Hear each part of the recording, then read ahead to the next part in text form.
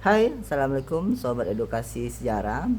Kali ini kita berkesempatan untuk mewawancarai Bapak Latif Hasim untuk mewawancarai tentang pejuang pahlawan Kampar, yaitu Mahmud Marzuki yang 4 keempat. Mungkin ini kita step by step ya. Kemarin 1, 2, dan 3, dan ini yang keempat. Mungkin kita langsung ya, Pak Latif. Waalaikumsalam warahmatullahi wabarakatuh. Sedikit Pak, ini lanjutan yang keempat tentang perjuangan Mahmud Marzuki Pak. Oke, lanjut Pak. Oke lah, dalam waktu yang singkat ini ya kita kembali lanjutkan tentang perjuangan Mahmud Zuki, seorang tokoh ya pahlawan yang gagah perkasa yang sekarang namanya masuk sudah berapa kali ini sebagai calon pahlawan nasional. Sekarang masih dipertimbangkan dan beliau ini sudah memenuhi syarat untuk jadi pahlawan nasional sejak tahun 2000, sejak tahun 2000. Baiklah, kita lanjutkan dan kita beri judul pembahasan kali ini adalah Mahmud Marzuki sebagai pejuang 3 zaman. Ya. Beliau adalah seorang pejuang yang gagah berani, seorang pemuda yang gagah berani, cerdas, kemudian seorang orator juga. Kemudian dia berjuang tidak hanya melalui pendidikan, melalui organisasi Muhammadiyah, tapi juga melalui perjuangan fisik, yaitu dengan cara bergerilya dan membentuk 3 lokasi pertempuran gerilya. Dan dia juga berjuang bukan hanya di Kampar saja, tapi juga di Sumatera Barat, Payakumbuh, Bukit Tinggi, dan jelas di Kampar, di Bangkinang, Kuok dan sekitarnya, daerah Limukoto, bahkan juga sampai ke Selat Panjang dan Malaysia. Jadi untuk menghemat waktu, baiklah kita terangkan di sini ya tentang perjuangan yang gagah berani ini, seorang pemuda yang gagah berani. Pada bagian yang dulu sudah kita jelaskan sepak terjang Mahmud Marzuki, ya sejarahnya, kemudian biografinya. Nah sekarang kita masuk pada Mahmud Marzuki itu ada sebagai pejuang gagah berani 3 zaman.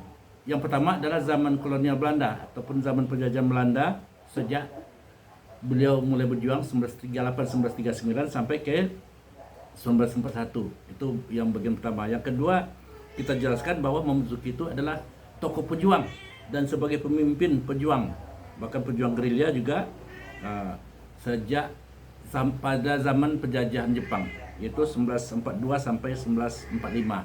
Nanti kita sampaikan data-datanya sekalian. Yang ketiga adalah Mahmud Marzuki juga kembali sebagai pejuang terdepan ya pada merebut kemerdekaan, peristiwa awal kemerdekaan sampai kepada tahun 1946. Dia meninggal 18 Agustus 1946. Dan perjuangannya dilanjutkan oleh pasukan gerilya yang bentuknya itu pasukan Harimau Kampar, yang akhirnya melahirkan sebuah peristiwa yang bersejarah, itu berkat perjuangan dari anak buah tadi diadakanlah PDRI di Kota Bangkinang tahun 1948. Kemudian diselenggarakanlah KTN di Pulau Balai Kuok tahun 1949. Semuanya ada rata-rata dan ada foto dan dokumen. Di Belanda ada dokumen, di PBB juga ada, di pemerintahan Indonesia dan di ANRI juga ada. Nah, ini kebetulan kami sudah siapkan buku, sudah terbitkan buku setahun yang lalu. Di sini juga semuanya ada. Nanti kita bahas bagaimana peranan daripada Mahmud Marzuki ini sehingga lahirnya KTN di Kuok tadi. Bukan dia yang memapakan atas inisiatif, tapi karena hebatnya perjuang Mahmud Marzuki dan kawan-kawan tadi, sehingga KTN diadakan di Kampar. Dan pemerintahan Republik Indonesia, perjuangannya dimulai dari Bukit Tinggi tadi, berakhir dan selesai itu di Bangkinang. Sebagaimana dijelaskan tadi bahwa Mahmud Marzuki ini adalah seorang tokoh pemuda yang cerdas, ya berpendidikan. Dia sekolah SD di Bangkinang, kemudian juga sekolah di namanya muallimin, ya muallimin yang ya cikal bakal Darnodo sekarang. Kemudian selanjutnya dia sekolah di Nazmia Arabic College di India. Pada masa pemerintahan Belanda, ya beliau ini sebagaimana dijelaskan tadi bahwa beliau ini ikut berjuang. Pertama di jalur pendidikan dulu, ya, di mana kelanjutan daripada perjuangan Datuk Tobano, di mana prajurit-prajuritnya ataupun laskarnya masih ada. Di sinilah mulai pergerakan kelanjutan daripada pragerilya yang akhirnya dilanjutkan oleh Buya Mahmud Bazuki dan kawan-kawan. Pada zaman pemerintahan Belanda ini beliau sudah mendirikan namanya Gerakan Pemuda Muhammadiyah yang awalnya bernama itu Hizbul Watan, kemudian Hizbullah sebagai pasukan pejuangnya. Kemudian juga dia membentuk pada tahun-tahun sebelumnya awal kemerdekaan itu, pada zaman kolonial itu juga mendirikan Laskar Wanita Sabilil Muslimat, ya. Itu kalau kalangan pejuang kelompok Muhammadiyah, kemudian kelompok-kelompok masyarakat lainnya seperti itu Wasliyah di daerah lain.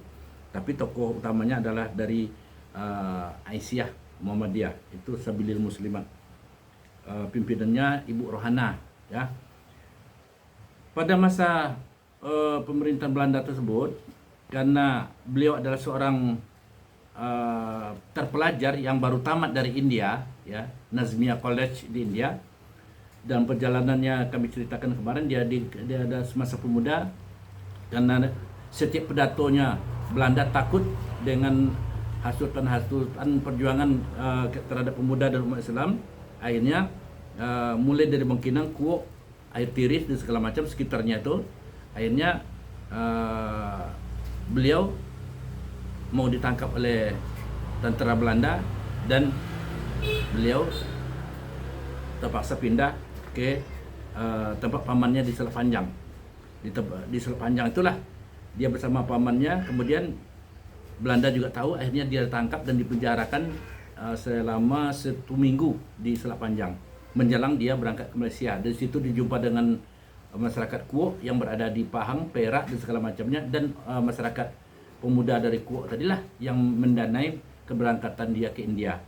Ya, sesudah dia diantarkan oleh pamannya dari Singapura, yaitu Haji Abu Bakar. Ya.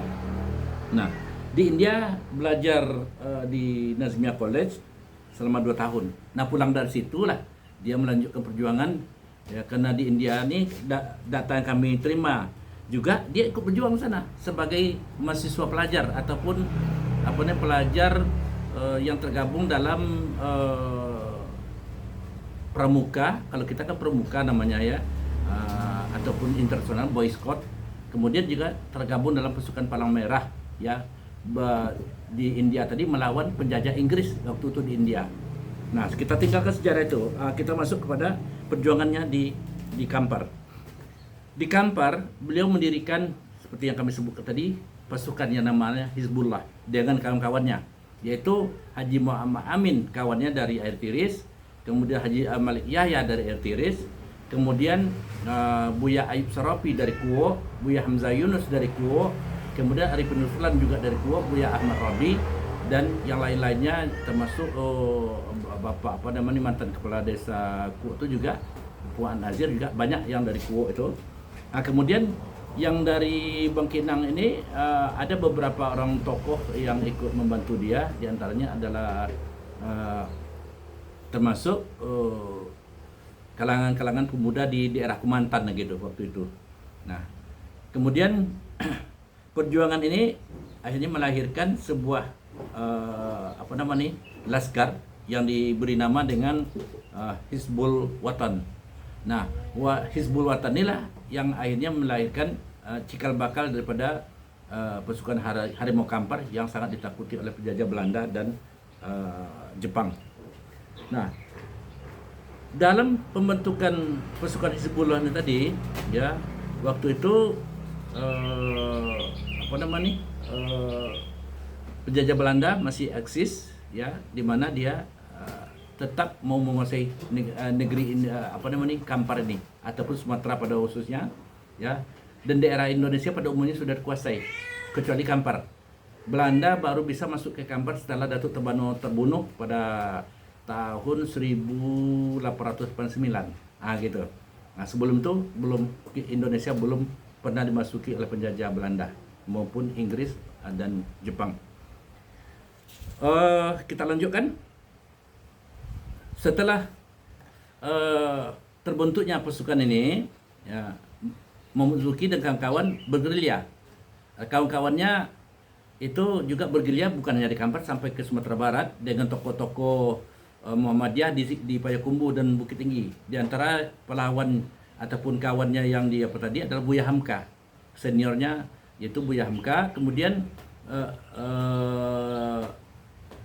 junior apa senior kami lupa pula, ya. Mahmud Zuki lahir tahun 1911, ya. Kemudian termasuk juga Khatib Sulaiman. Kemudian yang terkenal kawannya, sahabat seperjuangan di Sumatera Barat adalah namanya itu Engku Perabek. Yang di Padang Panjang, ya, pimpinan Perabek Padang Panjang itu adalah teman seperjuangannya. Dia bergerilya, ya, dan menggunakan sepeda dari Kampar ataupun dari Limokoto ke Sumatera Barat. Nah, itu dasar perjuangannya juga sama, itu membentuk organisasi, kemudian organisasi Muhammadiyah yang berdiri di Kuok, kemudian dari Kuok berkembang ke daerah lainnya di Kabupaten Kampar. Kemudian Mahmud Zuki mendirikan sekolah tahun 1943, yaitu mendirikan Muallimin Bangkinang, yaitu semacam dulunya adalah semacam perguruan tinggi gitu,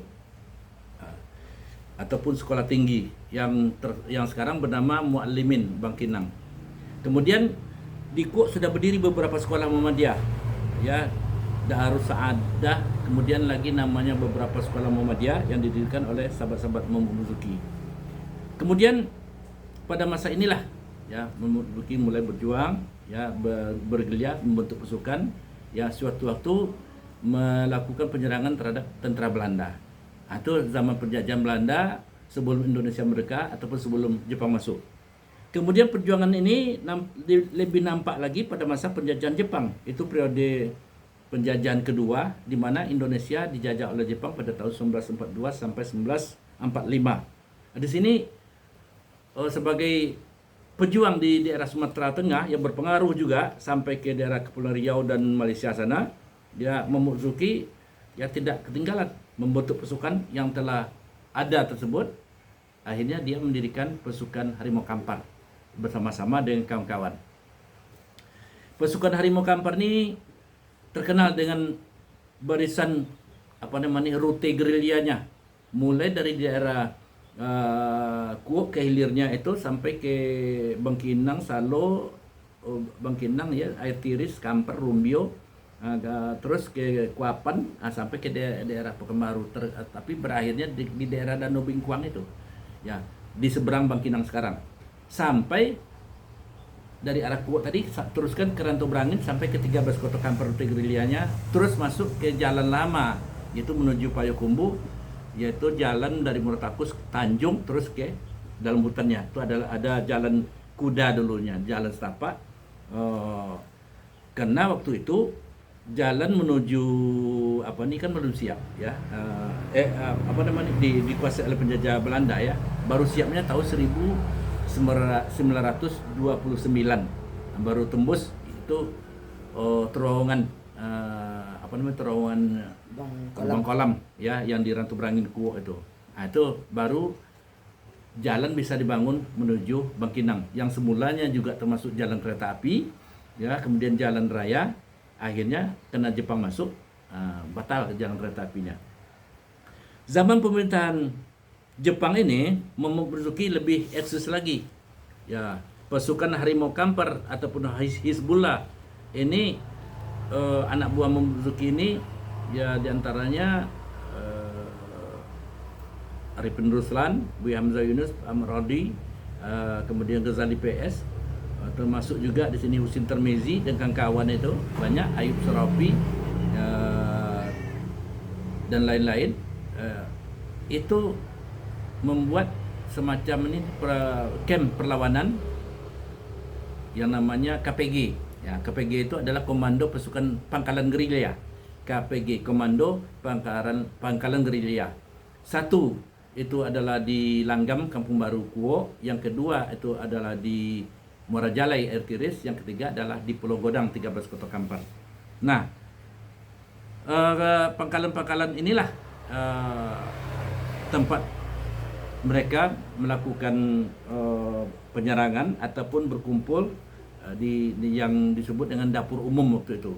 Nah, di dapur umum ini pasukan-pasukan tadi menyusun kekuatan. Apabila Belanda masuk, mereka kalau menuju ke Pulau Godang, mereka menunggu tuh di daerah Pasinggaran Muramahat. Kalau sekarang Pasinggaran itu kalau tidak salah masih di Danau PLTA, di daerah apa namanya Bukit Kincung. Itu ditunggu situ sebelum mereka masuk ke Pulau Godang. Apabila Belanda tadi tidak bisa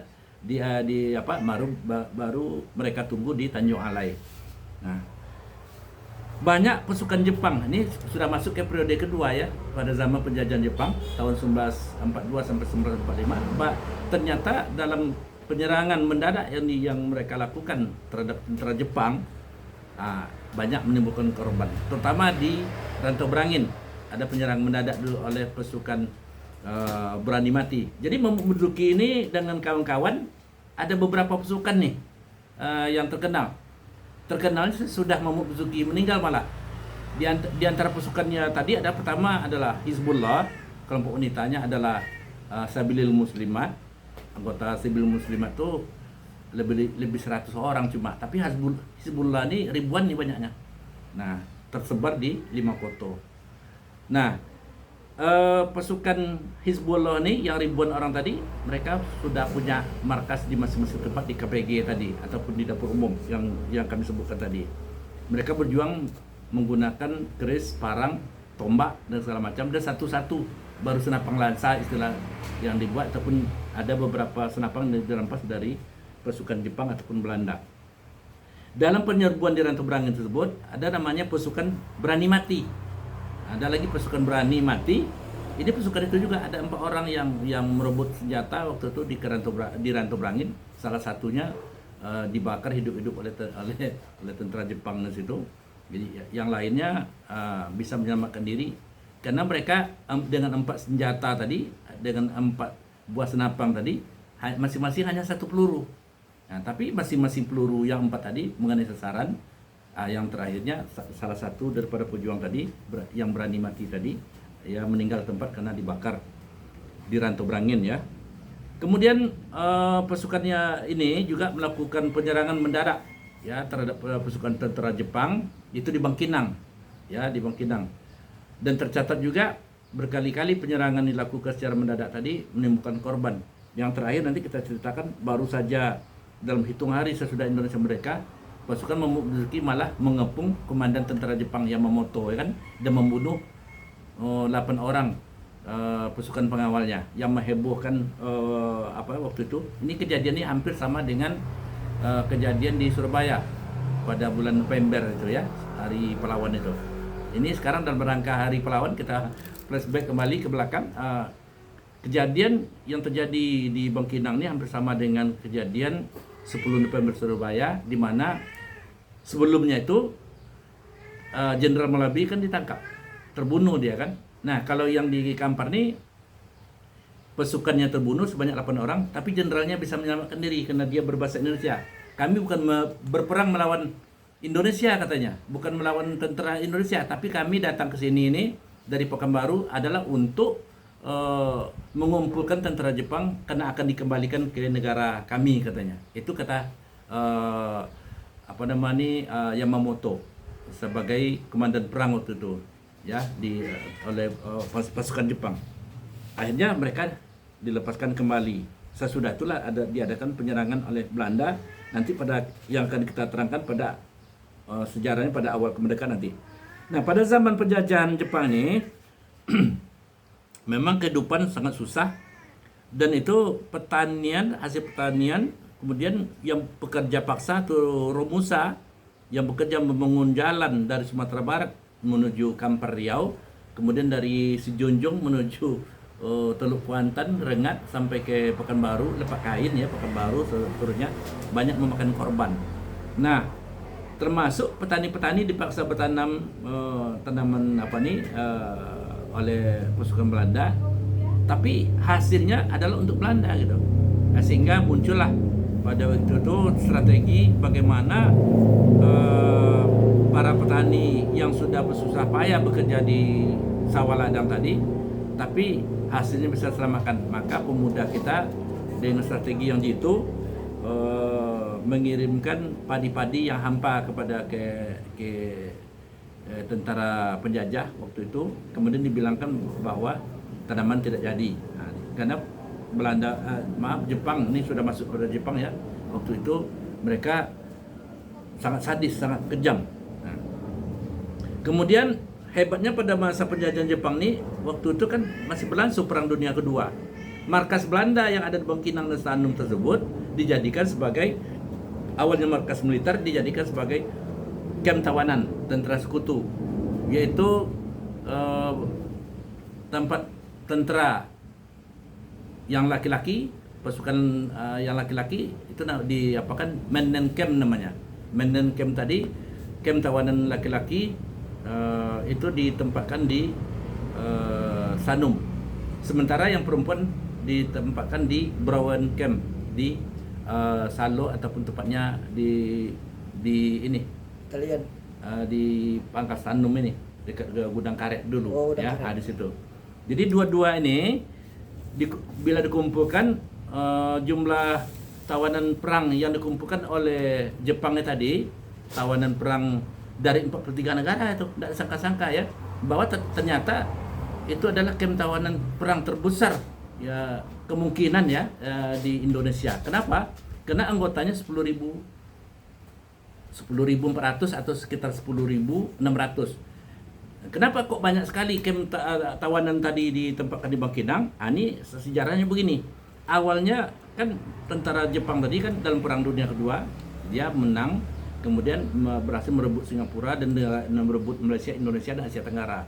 Nah, tawanan-tawanan tentara sekutu Belanda, Italia, Australia dan segala macam yang Inggris yang berhasil mereka kalahkan, mereka tangkap ya, dan berhasil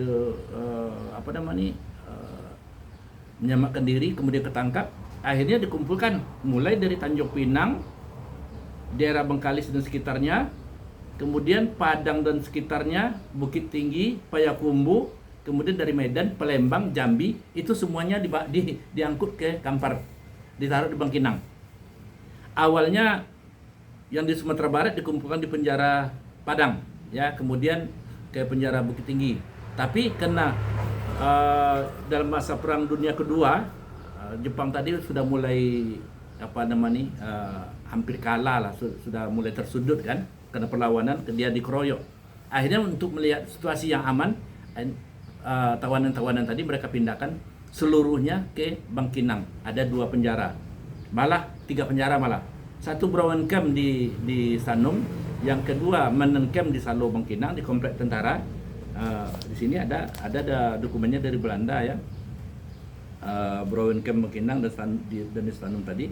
Buku yang kami tulis ini di sini ada. Ini yang di Sanum, Mennen Camp, Browen Camp, tempat penjara wanita dan anak-anak. Nah, kemudian ini Mennen Camp Salo, macam kota tawanan apanya kan, kompleknya sangat banyak. Nah, jumlahnya di sini kalau di Mennen Camp Salo ini lebih daripada 6.400 datanya. Sedangkan di Browen Camp yang di sini tadi Stanum itu seluruhnya lebih daripada 4.600. Jadi jumlah seluruhnya lebih daripada 10.000. Nah, itu dikatakan penjara terbesar kemungkinan di Indonesia, bisa juga Asia Tenggara. Kenapa? Belum kita dapat data-data dari tempat lain, di Jakarta atau Surabaya saja belum, tidak sampai 10.000 dalam penjara di kota Jakarta. Ya, yang tentara sekutu yang ditawan oleh Jepang. Nah, di Kampar dengan data-data ini, data dari Belanda ya, ini buku resmi ya, kita dapat dari Belanda ya, ini tawanan orang Belanda yang ditahan. Nah, rasa-rasanya mustahil. Banyak yang tidak percaya. Datanya lengkap, bahkan ada nama-nama lengkap dengan alamat nama orangnya, ya, dan nama asal negaranya. Kenapa banyak? Ya, dia terdiri daripada 23 negara tawanan yang dikumpulkan di Stanu Makinang, kemudian Brown Camp ya, kemudian Menan Camp di Salo, ditambah lagi dengan penjara kalangan pejabatnya yang perempuan-perempuan itu penjarakan dekat kantor Kejari, Pangkal Bangkinang, Oh, Jambatan iya. Bangkinang sekarang kan ada Sampai penjara. sana kita gitu. Nah, itu adalah para istri pejabat Oh. yang mereka kurung di sana. Dan Brown Camp, Menan Camp dan penjara umum tadi dari pihak kejaksaan ataupun pengadilan tadi, nah itu banyak yang setiap hari banyak meninggal, puluhan. Ya banyak, bahkan di situ masing-masing ada kuburan massalnya. Nah, inilah sejarah yang terlupakan. Inilah yang diapakan oleh Mampu Berzuki yang dilawan.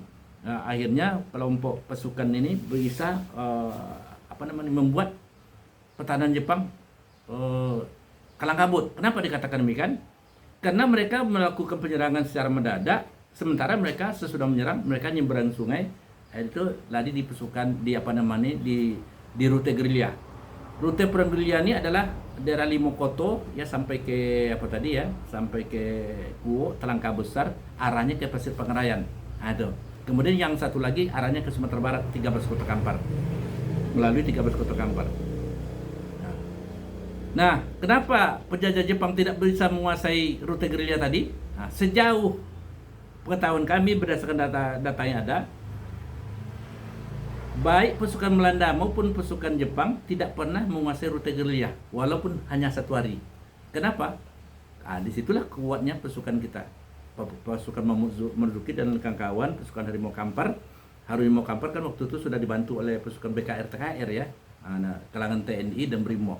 Nah, tidak bisa dikalahkan karena rute tadi adalah punya benteng alam yang kuat, sungai, tebing, bukit.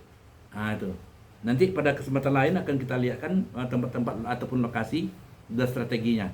Bahkan di bukit itu ditaruh kayu balak ini potong, taruh di atas bukit, digelindingkan untuk menimpa truk-truk daripada pasukan Belanda nih. Ini kalau di Rantau Berangin itu tepatnya di daerah lubang kolam itu, di depan lubang kolam itu disediakan balak-balak yang siap untuk dijatuhkan gitu karena sudah terbang dan dipotong ya. Kemudian di sungai gitu juga, sebelum jalan siap itu di sungai Belanda itu lewat. Nah, sudah disiapkan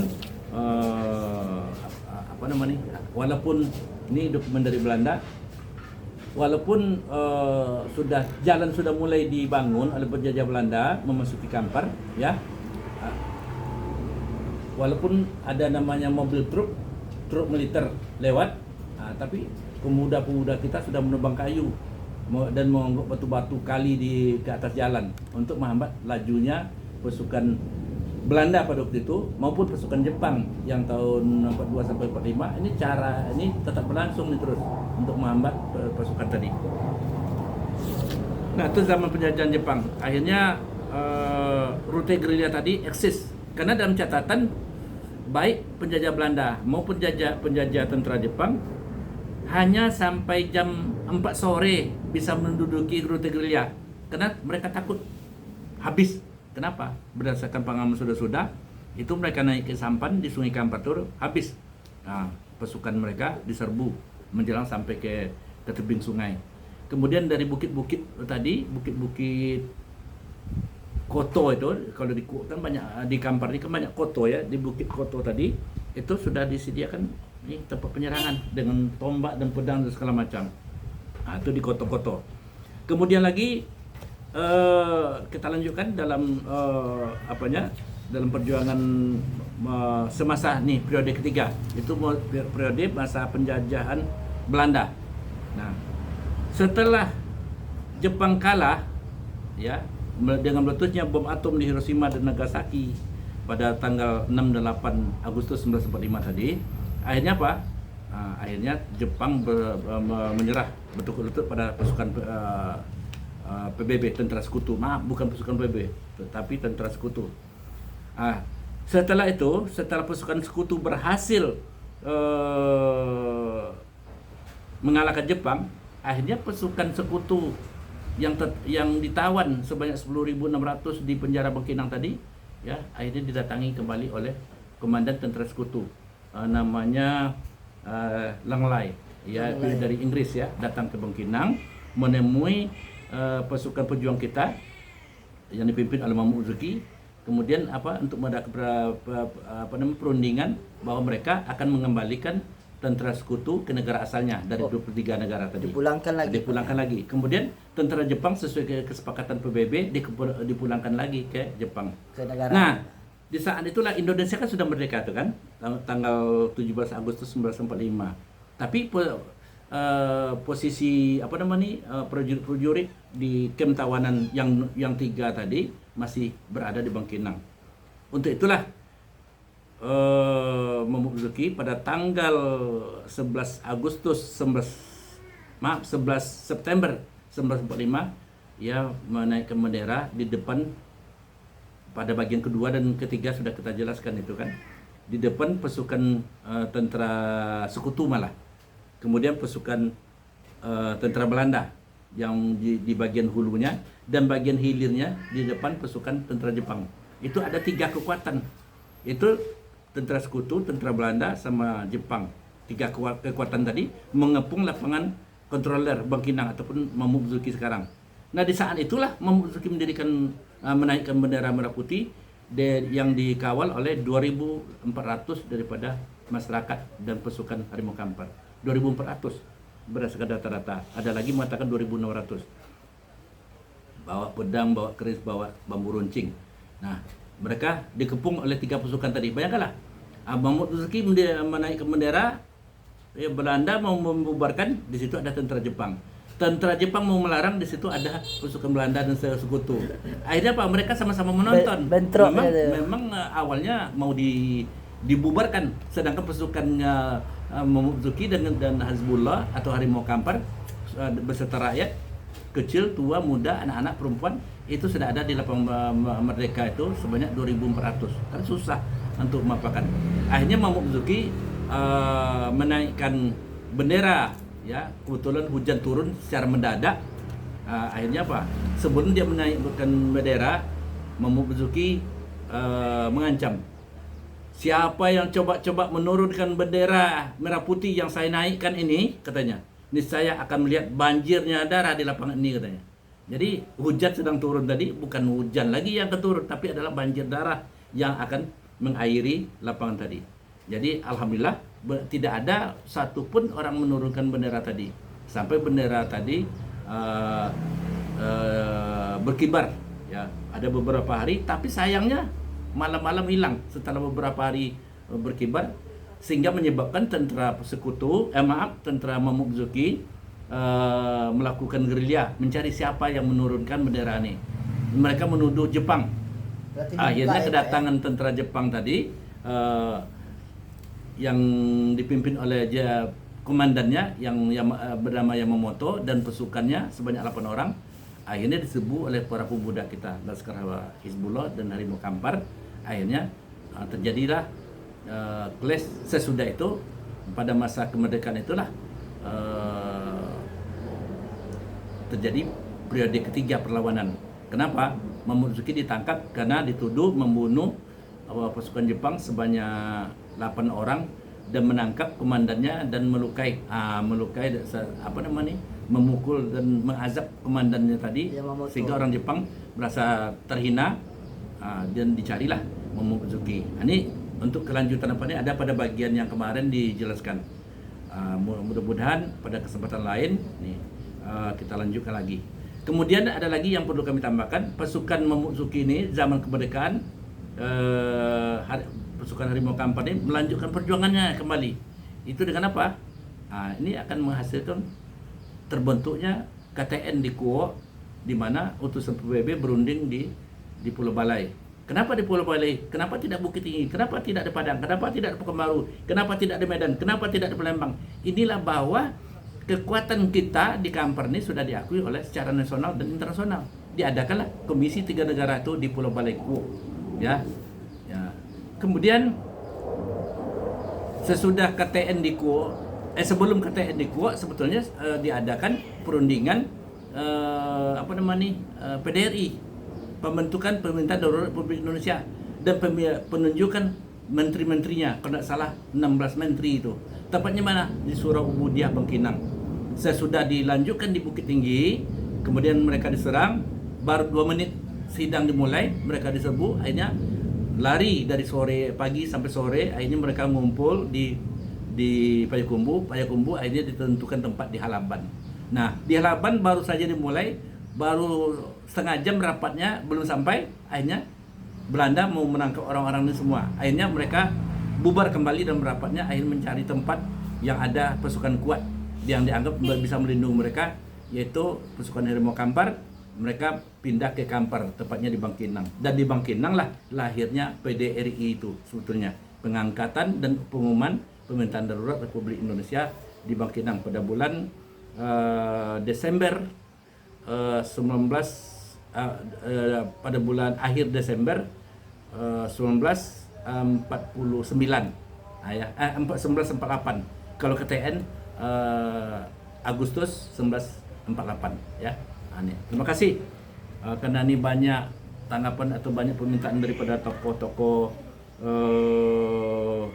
yang bertanya tentang masalah ini, karena ternyata banyak tokoh-tokoh tidak tahu, pemuda juga banyak tidak tahu, karena banyaknya permintaan daripada pemerhati sejarah, apalagi di kalangan anak muda. Akhirnya ya ini kami jelaskan kembali. Kalau tidak salah ini sudah penjelasan keempat ini tentang Muhammad Basuki.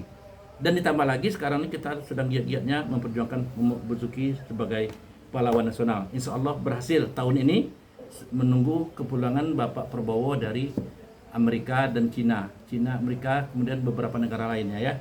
Mudah-mudahan Muhammad Basuki kali ini tidak lagi terdongkel, tapi betul-betul jadi pahlawan nasional tahun 2024 ini. Kalau dulu nampaknya ada niat-niat yang tak baik ya. Terima kasih. Wabarakatuh. Waalaikumsalam. Makasih wawancaranya Pak Latif. Ya, makasih. Ikuti Sama-sama. terus edukasi sejarah bersama saya Aris Pratama di channel-channel edukasi sejarah. Assalamualaikum.